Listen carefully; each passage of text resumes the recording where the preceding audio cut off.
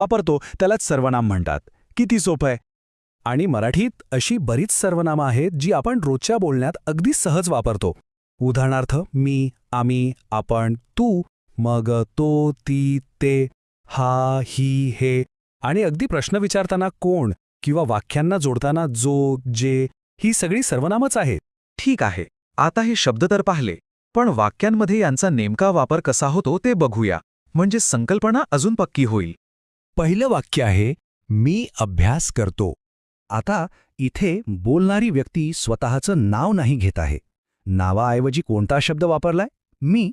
म्हणून मी झालं आपलं सर्वनाम. पुढचं उदाहरण बघूया. आम्ही उद्या सहलीला जाऊ. इथे बघा, फक्त एकच व्यक्ती नाहीये. बोलणाऱ्या व्यक्तीसोबत अजूनही काही लोक आहेत. त्या सगळ्यांची नावं घेण्याऐवजी एकच सोपा शब्द वापरला, आम्ही.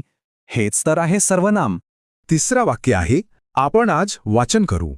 या वाक्यातलं आपण हे सर्वनाम आहे.